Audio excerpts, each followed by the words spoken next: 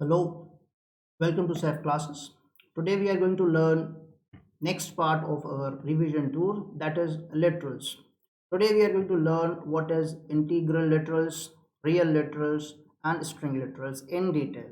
And in a string literal we will learn properly how to access a string, how to traverse a string and so many things.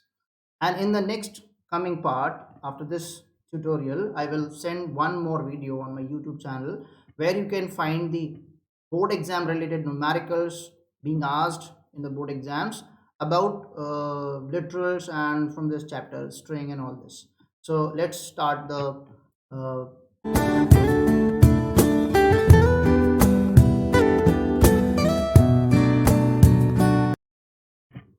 okay. So our topic is this, as I have told you. So we are going to cover up to string here. And so let's, what is a string and what is a literal? So actually the literal is nothing, just a constant, and anything which is fixed, which is not going to be changed in the program execution. For example, if you are writing 25, for example, if you are writing x equal to 5, so 5 is the literal, x will be the variable, equal to will be the operator. I hope it is clear. And here this is another type of literal, 75.5, maybe it is a percentage or something else. This is a string literal which is enclosed in a quotation mark, and it is not fixed that characters are in the string.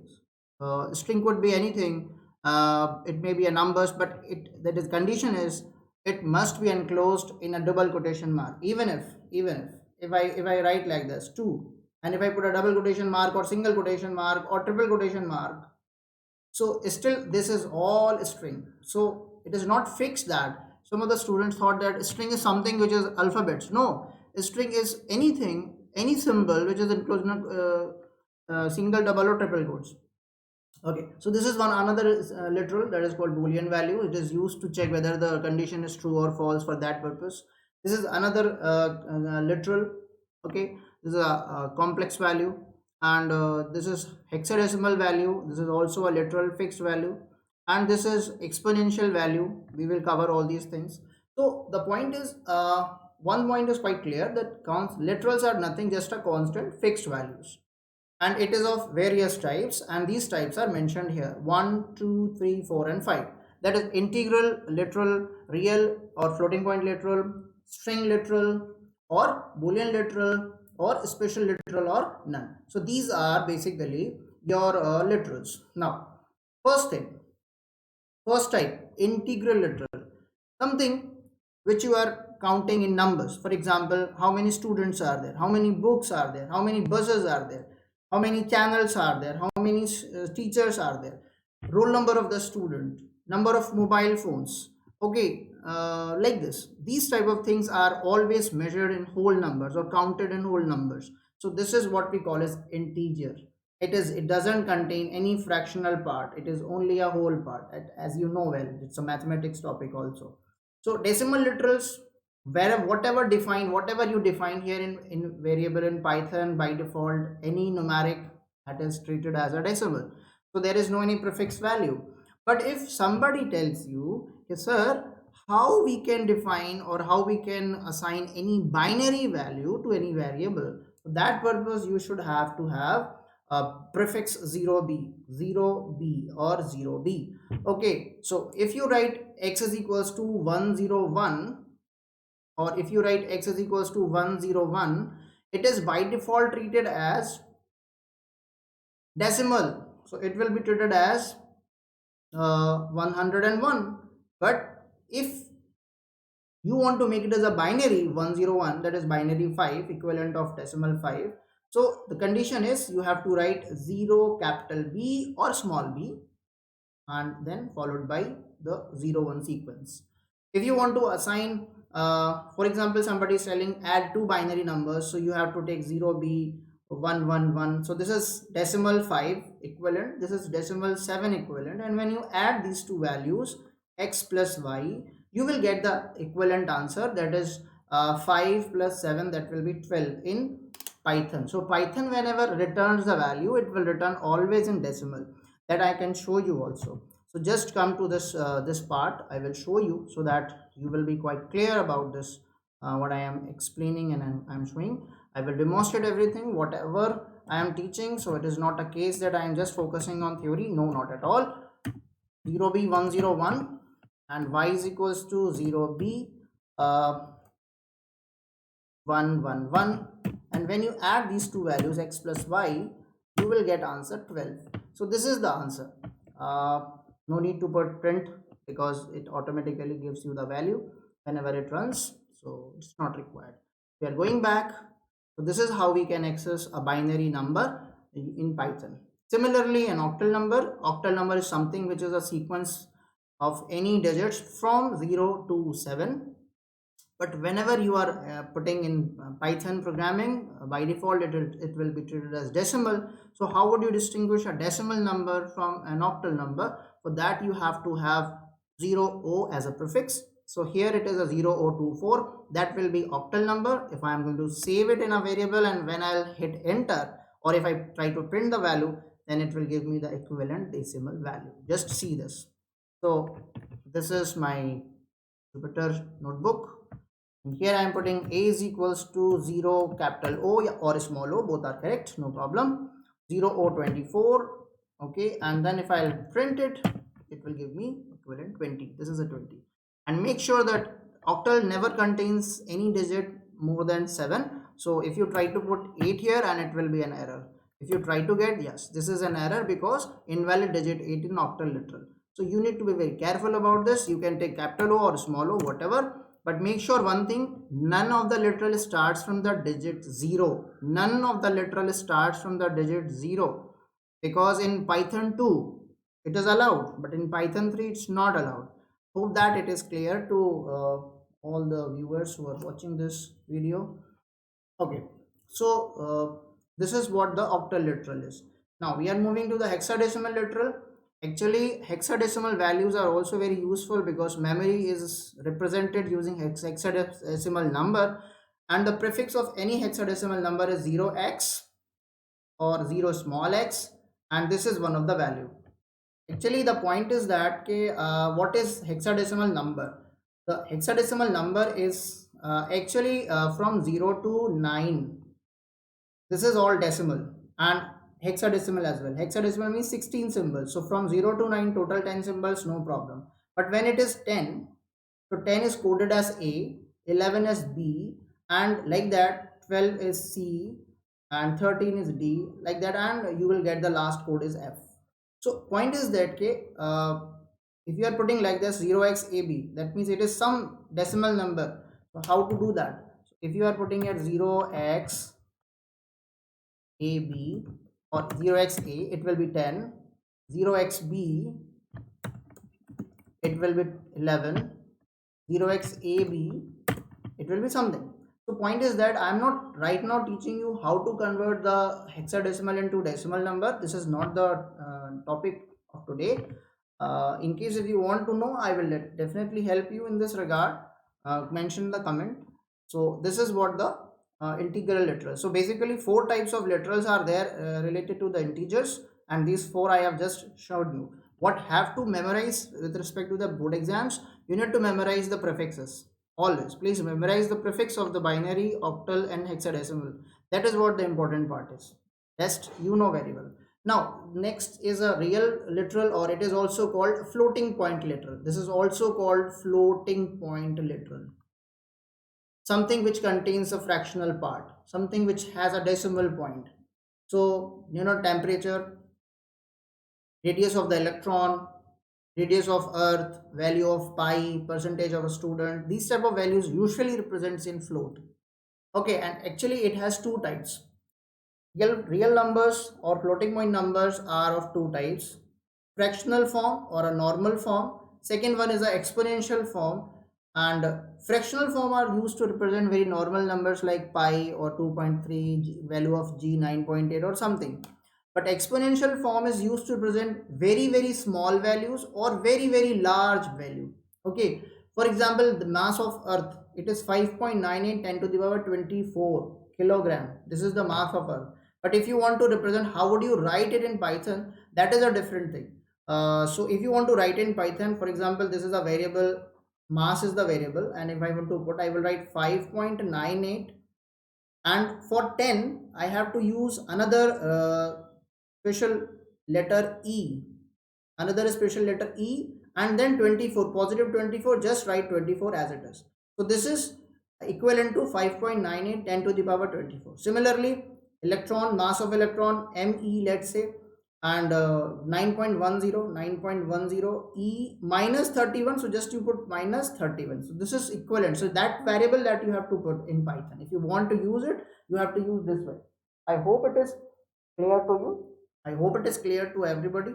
Similarly, Avogadro number, same thing, you have to use AVA, the variable name, 6.022, and 10 to the power, for 10 to the power you have to use a special literal, just I have told you, E, and then the power. What is that? That is 23 as it is. So E is representing 10 to the power, and this is the way we can represent any exponential number in Python. Here I will show you. For example, this is our mass, or Avogadro number, AVA is equals to 6.022 E23, and it is valid. If you write AVA, it will give you the answer. Similarly, 9.10 10 to the power something or whatever, you can access it. So that's not a big issue. As far as the literals are concerned, I'm just explaining. Now the very important thing is come, strings, because I am explaining this string with respect to the class 12, and this is the revision part. So I am covering not only that it is a string is a definition, but I will cover mostly the operations, accession, traversal, and everything I will cover in this very tutorial. So please keep watching, and please keep watch this tutorial up to the last, up to the end, and whatever your suggestions are there, most welcome. And please continue with this.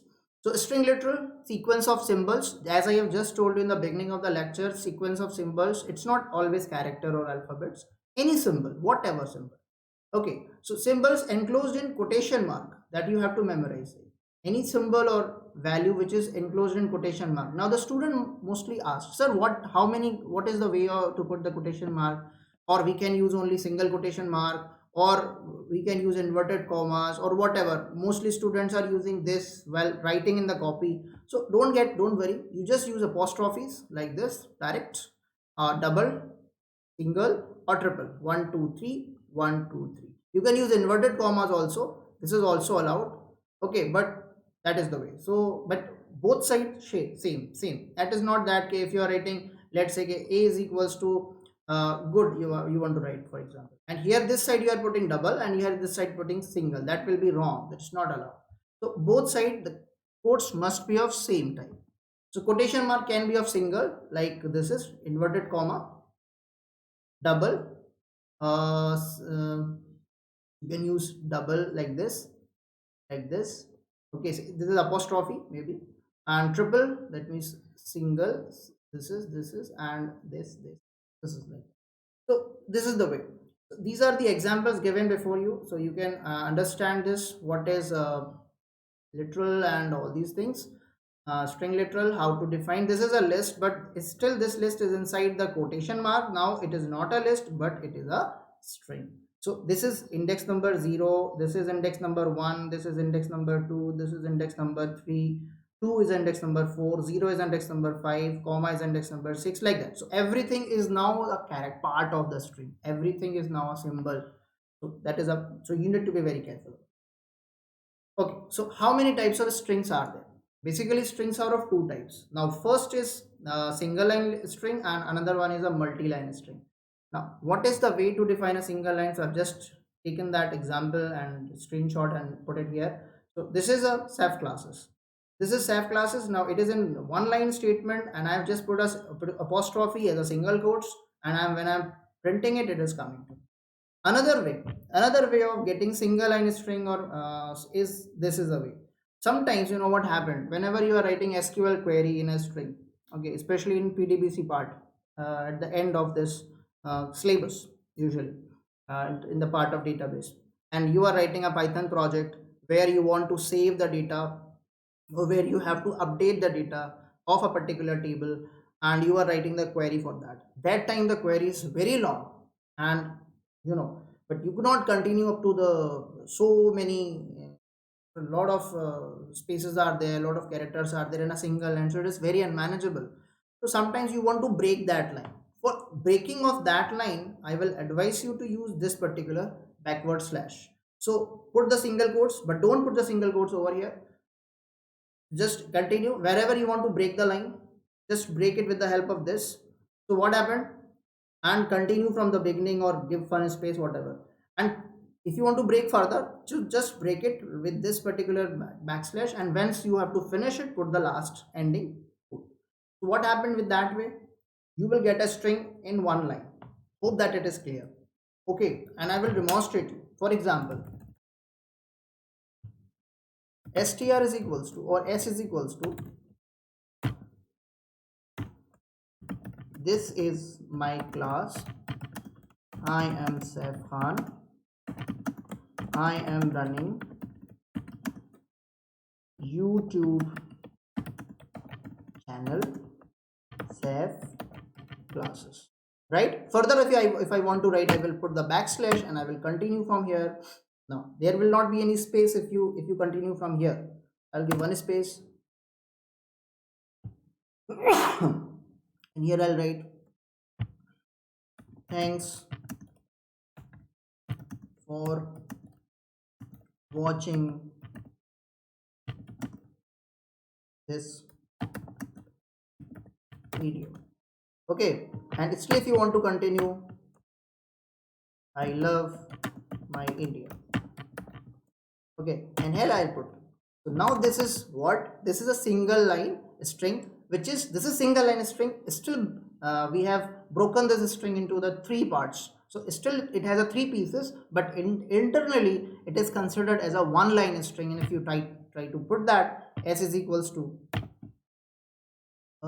print s, so you will get the answer. This is one line string, so it's at the beginning and at the end. So this is what the answer. Further, very simple, I want to show you, s is equals to this, don't put the closing backslash, is no space I am giving, this is my class, and closing. Now s, this is s, and len of s,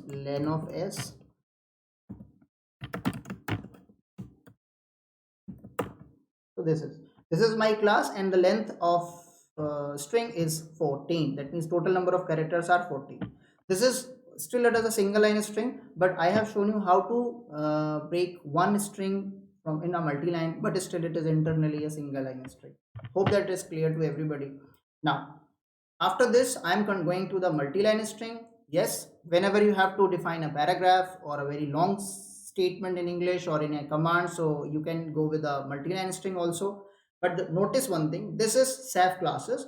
Actually, when you hit enter here with triple quotes, when you hit enter, you know what it adds? It adds slash n. Just notice this, slash n, slash n. Slash n is line feed character, and this character is actually do the job of enter key. And here also slash n, because when you hit enter, then you are able to come to the next line, and then you have typed this. So basically you have entered two times, so slash n will be inserted. Now the length of this string will be 2 characters more than this string, because this string has no any slash n, but here you have got 2 slash n's. So make sure whenever you are using triple quotes, you are getting extra slash n's in your string also. But yes, you are getting paragraphic answer. This is the way. So hope that it is clear to all of you. Now same code I am taking, this is my class, and you have seen what is the length of this string. Same thing I'll put here, s is equals to this, but here I'll put triple quotes. You can use like this, and here also you can use triple quotes also, or inverted commas also, you can use apostrophe also. Okay, now you just check the string, print s, difference will be there, and print length of, when you accesses this is, sorry, this is total number of character is 16. So this is character 16 means slash n. You have to consider about slash n also. You have to consider about slash n also. So this is what the difference between backslash and a multi-line string. Basic difference between multi-line string and single line string. Hope that it is clear to everybody. We are moving to the next part of the string, that is internally whenever you define any string. What is the index map? What is the index map? Whenever you define any string, any list, any tuple, I am talking again, I am telling you, any string, any list, any tuple, then there will be a two indexes. Yes, one is called forward index, positive from 0 onwards to the size -1, and the second one is the backward index, starting from the last character, that will be always -1, and going to the first character of the string. So that will be -1, -2, -3. Every list, every string, every tuple will have these two types of indexing. I hope it is clear. Now, why I am telling about the indexing? Actually, index are helpful to get the value. Yes. If index are used to access the value of the string. Yes. How? The variable name of the string followed by this. What is this? This is what we call as index operator or subscript operator. Yes. This particular is called index operator or subscript operator. Hope that it is clear to you. Hope that it is clear to you. Hope that. Okay. So here what I am doing is, if I want to access name 0, now my variable name is name and the value is self, and if I'm putting name 0, it will give me the value of the 0 index number. So this is s, the answer will be s. Similarly, name -2, what is inside the name -2? This is name -2 pay, that is I is there, so answer will be I. Similarly, name of -5. Now, notice one thing. Purposely, I have written this name -5. Actually, the indexes, positive index from 0 to 3 are there, 0 up to 3, and negative index or backward index are from -1 to -4. If you give anything beyond this, especially with subscript operator, you will get error. You will get error. Yes, you will get index error. Okay, why? Because you are trying to access that index which is not present in your string. So here you will get an error, index error. Okay, so -5 won't work, but the same will work in slicing. I will explain you in slicing, but not in this lecture. My next lecture will be about slicing. So I am not covering in that way like a first year notes or first year tutorials. These are the purely for second year, because I know mostly students who have completed their first year and come to the second year, they know what is for loop if while slicing and little bit. They need to revise the topic, so I will explain it. In case if they have any kind of confusion, so please mention in the comments. I will definitely make a video on that, whatever you want. Okay. So string operations. So far what we have studied what is a string, we have studied string map, how to access the string. Before that we have studied integer literals, real literals, and their examples. So now we are moving to the string operation, very very important. So I'm covering the entire string part. In the next lecture you will learn slicing, next lecture, not in this lecture, slicing, and then string methods and their usage and how they are going to be asked in the board exams, so that will also cover. So concatenation, CBSE board exam. So concatenation and merging, basically we are covering the 5 main operations of the string. Concatenation or merging, plus operator is used. Repetition or replication, star or asterisk operator is used. Multiplication operator. Traversal, for mostly used. Traversal, we will explain what is it. Membership, in is used. And slicing, so you know what is the slicing. So we will cover it. Okay, from beginning to end -1 with the step, with the interval, we will cover it. So whenever somebody asks you what is operations, so these are the main 5 operations. Still maybe some operations are also there, but I am covering the main 5. Now in the paper, in the board exam, sometimes it is asked which operator is not working with strings, which operator is not working with a string, and the options are plus, minus, star, and divide. Okay, so sometimes, so remember, neither minus work nor divide works. Plus is used in or sometimes the question may be changed like that, they will not use divide, they will give you in operator. So which among the operator is not going to work? Definitely this will work for concatenation. It is if you want to join two strings or three strings or any strings, so you can use plus operator. And if you want to repeat the string, star is used. If you want to do the if you want to check the membership kind of thing, then in will work, but minus is not working. Minus is incorrect. This is a very important question related to the string operation. So I've just explained you. Now string concatenation, what is joining of two strings or three strings with the help of plus is basically a string concatenation.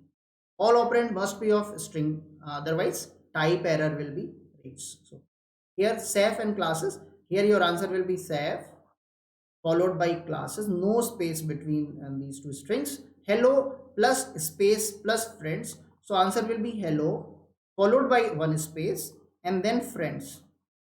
So there will be a answer. Hello plus 10. See what I am telling you. Whenever you have to use concatenation, strings are only used. That means you can join two strings. You cannot join one string, one integer, or one string, one float, or anything. That is not allowed. So here you will get type error. Sometimes it will also ask in the paper what type of error will flash or raise when this statement will run. So you need to memorize the type of error also with respect to the board exam point of view. Hope that it is clear. So what has to be memorized? Plus is used to join the string, and only both all the operands must be string. All operand must be string. So that is clear. Now string repetition or replication. One operand must be string, second operand must be integer, and in between star will be there or asterisk will be. So asterisk is used to repeat or replicate the string n times. N means as n is an integer value. If it is 3, then 3 times. 4 times 2 will be 2. SC into 3, saif classes SC into 3. So it will be SC, SC and SC. Here answer will be hello into 2. That means hello will be repeated 2 times. But notice that there is a gap. There is a space. So hello followed by one space and then hello and followed by one space also there. So basically this will be the answer. So this is the total answer. Maybe you have to find the length afterward. Then you need to know that hello is the complete string with the space on the right side. So right side, that means this is the part. This is the particular string repeated, and again this is repeated. So 2 times. Saif into classes not allowed because one must be integer and one of the operand is string, whatever. So that's not allowed, and you will get type error. Why? Because the type of the value, one of the operands type is wrong, not allowed. Hope that it is clear. Now string traversal. Okay, so actually I'm making a video little fast. The reason is that okay, mostly what the students who are watching this video, sometimes they are watching quickly. They want to clear the concept very fast. So I'm not going into the detail because I know those students who are watching, especially for all the students, they already know these concepts. Just to revise the things, okay, how the things are going on, let's revise it. Maybe something new is there. So it is for that. Actually, my real videos will be start from the loops where I will practically show you how to find the output, how to do the things, and other kinds of things will be solved with with the proper exercises, and I will explain. Don't worry. So everything will be there. So little bit faster is there, but don't worry. In case if you say something, I will consider it. So string traversal. Traverse means what? Traverse means accessing. Accessing individual value of string, list or tuple. Traversal means this. If you are doing string traversal, that concept will apply on the string. But if you are doing the same thing with list and tuple, the same thing will be there. So string traversal, list traversal, tuple traversal, all traversal are same. Even dictionary is also traversed through the for loop. So traversing means accessing the value of the string, that means characters or symbols. Similarly with list and tuples. So usually for loop is used for this purpose. Okay. What is this for? The variable iterator in sequence content, the data set where the value is going to be stored. So what actually happened, as you know, what is the working of for loop? Very simple. Loops are what? Loops are cycle. So what it does, let's say if I put here test.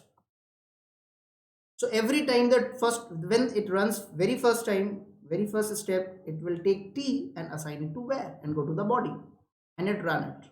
Next time, automatically when all the 3 lines will be over, it will not come out from this for loop. Rather, it will go back to the sequence and take e and assign this e to variable and again go to the body. You can reuse this variable, you can count this variable, you can check this variable. Like here what I am doing is that, and similarly it will go up to the last character. So as many characters are or symbols are present in this sequence, these many times this cursor or control will go to the body and execute the body these many times. So if there are 4 characters, so it will go to the body 4 times. If there are 100 characters, then it will go to the body 100 times. Same concept is applied with list. So if list is containing 10 integer values or 10 values, so or 10 elements, then the control will go to the body 10 times. That is to be very clear. Similarly, printing each character in the string. What is this? First time S will go I and it will print S. Then end. End is means it will put pipe. Again it will go A. Assign A to I and it will print A. Next time I. Automatically it will take. Okay, I'm not going into the deep what is iter, what is next method of iterators. I'm not going to that level, so because you are not, it is out of the scope. So like that it will access, that means it will print the message followed by the end message. That means you have to end the message with this symbol. If end is missing, that means if you are not specifying the end in the print statement, then its default value will be line feed /n or enter key. That means what happened every time if you are, or suppose if I put here /n, so it will print the first value of I, that is S, and then control goes to the A, go to the next line, then it will print vertically SAIF, like that, up to the classes. Hope that it is clear. Now counting each character in the string. Now what I want to tell you here, if you are able to print the characters one after another, are you not able to count those characters one by one? Yes, you can. And I'm going to tell you the logic. Take one variable, let's say count, and initialize this variable to 0. Okay, just 1 minute. And for the t, let's say my string is test. You can take the string from keyboard and put the variable in place of test. So right now this is t. And what I am doing is it assigns the t to I, and for I equal to t, control goes to the body. What you are doing, sir, whatever, once we come to the body, we will do plus count plus 1. So count plus 1, now it will become 1. That means we have counted that we are coming to the body first time. That means we, for I equal to t, we are in the body. So count or assign the same value to count again. So the new value of count is become 1. Next time the control goes to the E and assign E to I. So I equal to E, again you will go to the body and the previous count value was 1 and new value will be 2, like this. So your new value is 2 now because you have access 2 characters. Okay, similarly next time the control goes to S and assign S to I. So for I equal to S, control goes to the body and take the current value of count, which is 2, and 2 plus 1 will become 3. So that means indirectly you have access 3 characters. So it is counting the length.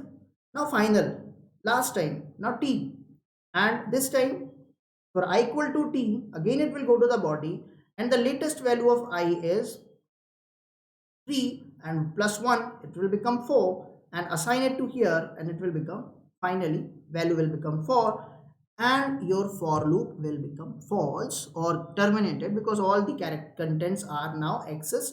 So my story is, are you not counted string? So here you could print count. When you print count, you have accessed its value. So just take its practical demonstration. So I have taken input. Input is a function to get the value from keyboard, as you know. Enter string string is equals to, and I'm catching this string in s variable, and I'll go here for ch in s, for every ch from s it will go to the body, and what I am doing is I'm taking one variable count or any variable, whatever, should take very count is equals to count plus 1. And when you do this, once you come out from the for loop, take its length is equals to uh, count, and you will get an answer.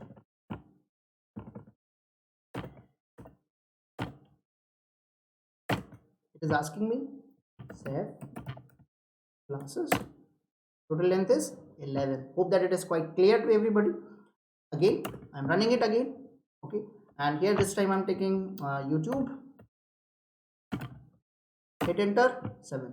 So there are total 7 characters. You know, in once you will learn functions, user defined functions.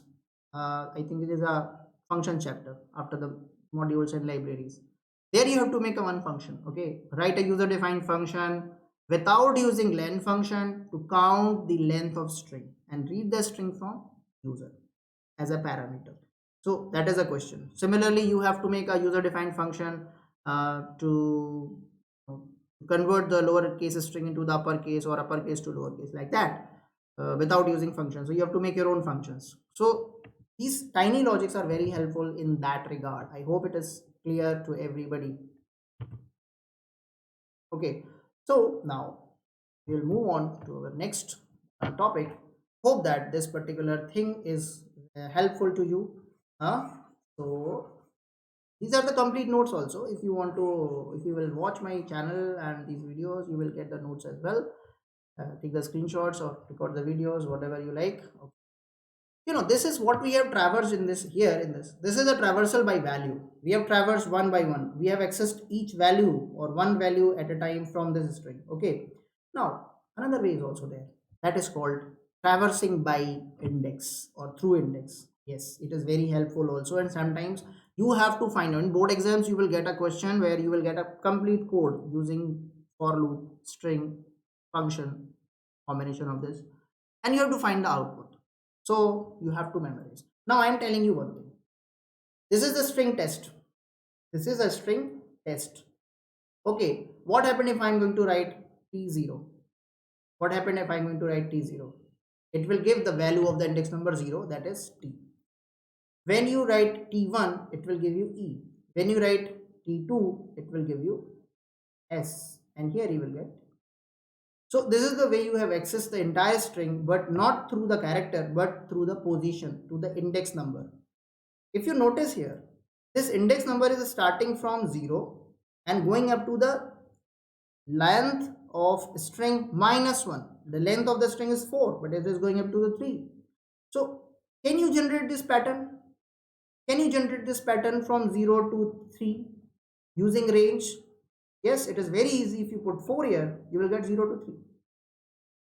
Because why you are putting 4 here? Because the number of character in your string is 4. That's why you are putting here 4. That means don't put 4. Put length of the string variable. So now whatever is the length, automatically it will go from range key value. You know very well that range starts from, if your range is having start, stop, and step, as you know. So if you're not specifying start, if you're not specifying stop, step, then stop is compulsory. So here it is. If I write here range 5, that means my start will be 0, my stop is 5, my step is 1. So it is starts from 0, goes to 5 minus 1, that means before stop, and with the interval of 1, that means 0, 1, 2, 3, and 4 is generating. And if this is, if you consider this as as an index number of any string, so if you apply this string in any of the string like that, s0, that you will get the value of index number 0, s1 you will get the index number 1, you will value of index number 1, s2 value of the index number 2, like that, with what I have mentioned here, what I have mentioned here. So what, in short, long story short, just look at here, just look at here, I have just used a for loop to repeat this. So what is the concept of loop? Or what is the usage of loop? Sir, how do we come to know that we have to write this program through loop? Whenever you are performing same task up to the definite number of times, then you have to put that task into the loop. For example, look at this particular line. Everything is same except this 0. Here also everything is same except this 1. Everything is same except 2. Everything is same except 3. So can't you do one thing? For I in range of len of t, print ti. So every time, now this time length is 4, automatically the list will be 0 1 2 3. That means when range will run internally, it will create a list and put these integers into the list, and every time it will take 0. First time it will take 0, assign to the 0, assign to the I. So I equal to 0, go to the body, t0, print t0 means value of the index number 0, that will be t. First time it will print t. Since end is not used, so the default value of end is enter key, line feed. So the next character will go to the next line. Remember, end is affecting the next print statement, not the current one. So here the current statement will be on the same line, but after printing this value, end forcefully sends the cursor to the next line in the output screen, because there are two screens. One is the code screen where you are typing the code. Other screen is the output where the output is generating. So where the output is generating, so when t0 will be printed, that is small t will be printed, and then after that end will send your cursor to the next line.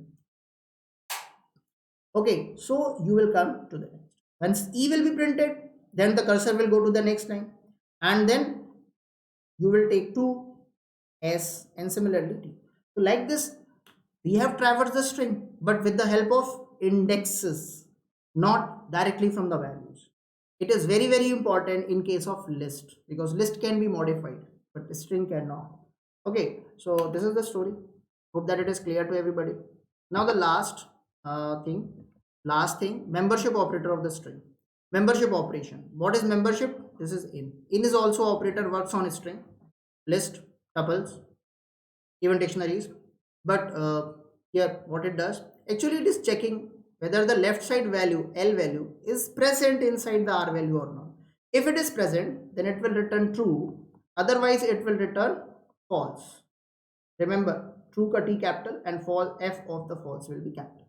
So here T equal to test, X equal to Q in T. What it does, it is searching whether the Q character is present in the variable T, or indirectly T means the value of T, that is test. So Q is not present in the T, so answer will be, here the answer will be false.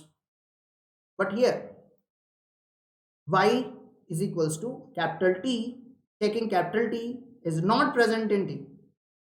This statement says capital T is not present, or you can say capital T is present in T. Is it true? No. So no, to keh raha hai, not. It is not.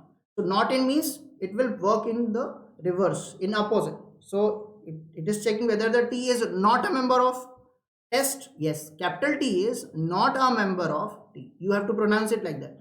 L value is a member of R value.